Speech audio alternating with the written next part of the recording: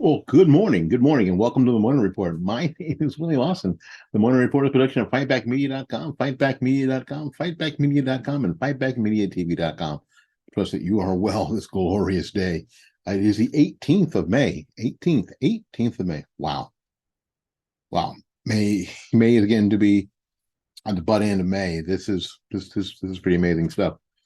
We have done a lot of videos in the past few days, and we appreciate that some of you have constantly watched. You click the notification bell, you've subscribed, and you click the notification bell.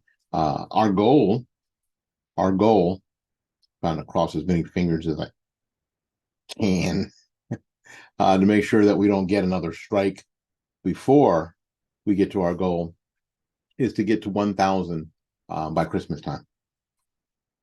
And I don't know if we're going to have enough hours watched, because before we get to the story today, you have to have 1,000 subscribers and at least 4,000 hours watched. I don't think we're going to be able to do that, but not before Christmas. But you guys know I'm a first things first kind of dude, and if we can get to 1,000 subscribers, then we have a shot. Then we have a shot. Without 1,000 subscribers, we're never going to get to 4,000 hours watched, in my thinking. So subscribe, comment, share, get as many people subscribed as we possibly can. All right, listen. When COVID started, and this is not a COVID story. When COVID started, we were home, so my wife and I spent a lot of time talking. Shut up! I know. Anyway, we spent a lot of time talking, and she would say to me, "I don't understand I don't see how people."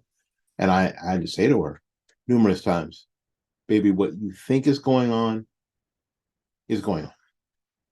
What you think is happening in your imagination is actually happening. We never thought we'd see it. We thought that somehow this would be some future generation, or our great grandkids possibly, and that we would have been long dead. No, what you're feeling is actually what you're saying. The story of Mark Houck, who's a Catholic father and anti-abortion activist, sort of shows us kind of in absolutely no uncertain terms about what's happening here.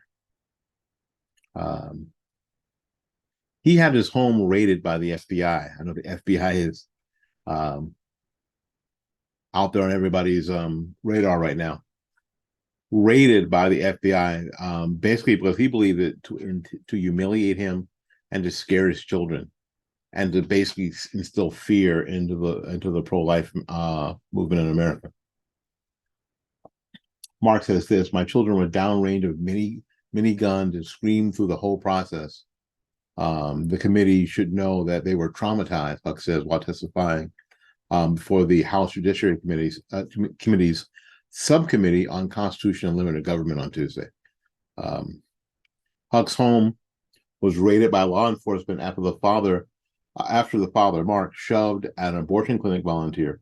Houck said the volunteer, Bruce Love, had been intimidating his 12-year-old son.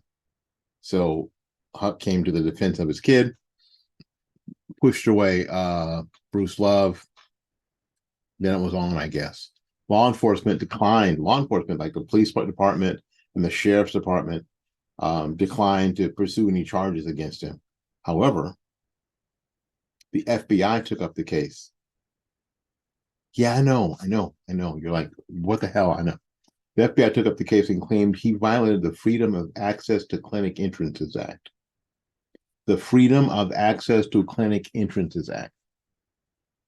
This act was put into place specifically to allow people to get into abortion clinics and kill their children.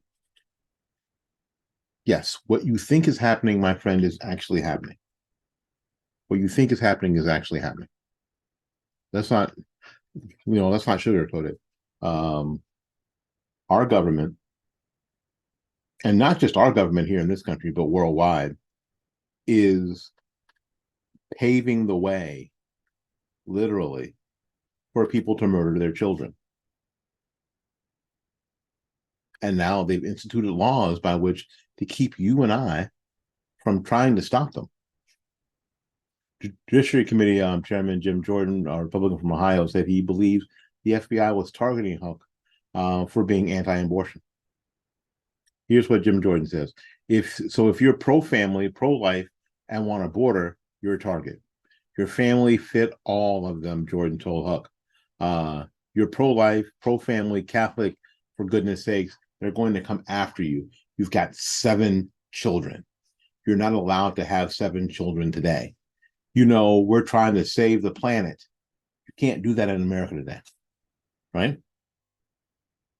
I mean, this dude is on the polar opposite of what's going on the polar opposite. He's got 7 kids. He is super Catholic. He's super pro-life. No.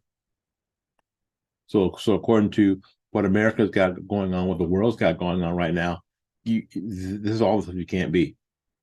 Jordan says, you are the example. This is how pervasive this political attitude is at the highest level of our agencies. Jordan also threatened to limit the FBI's funding because that's what it's really all about. You know, this agency loyalty that we've been talking about the past few days is to make sure whatever happens that their funding stays the same or grows, right? Well, Tuesday's hearing was aimed at revisiting the implications of the Freedom of Access to Clinics Act, right? Clinic Entrance Act, given a track record, according to the subcommittee chairman, Mike Johnson, Republican from Louisiana, of selective enforcement in favor of pro-abortion entities. So they don't do that if for some reason, the roles are reversed. They only do that to protect abortion clinics because that's what it's for. It's to protect abortion clinics. It's to protect places that are murdering children. We believe the facts show that the Biden administration has shown a clear double standard in enforcing the FACE Act in a way that protects pro-abortion activists and facilities while substantially ignoring attacks on pro-life advocates, facilities, and churches. Johnson said, it is a disgrace the Justice Department would rather cater to the pro-abortion political movement than protect places that assist pregnant women in need. Because once you're pregnant, that's not what they want in the first place. So yes, it's crazy, but it's exactly what you think it is. Johnson called the FBI's targeting of Houck outstanding and politically motivated by the Dobbs v. Jackson Women's Health Organization decision that overturned Roe v. Wade. That's what this is all about. What do we do? Because that's really the thing. What do you do? First of all, you have to know this is happening.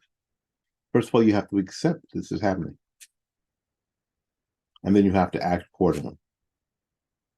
You have to be willing to tell the truth about all this stuff all the time, even when it's uncomfortable, and they're trying to make it as uncomfortable as possible for you. Stay comfortable. Stay comfortable in the truth. Stay comfortable in the truth. All right, we got to get out of here, make room for somebody else. So until we see you again, go out there and learn something, love somebody, and for goodness sakes, y'all take care of yourself. We will see you when we see you. Bye-bye now.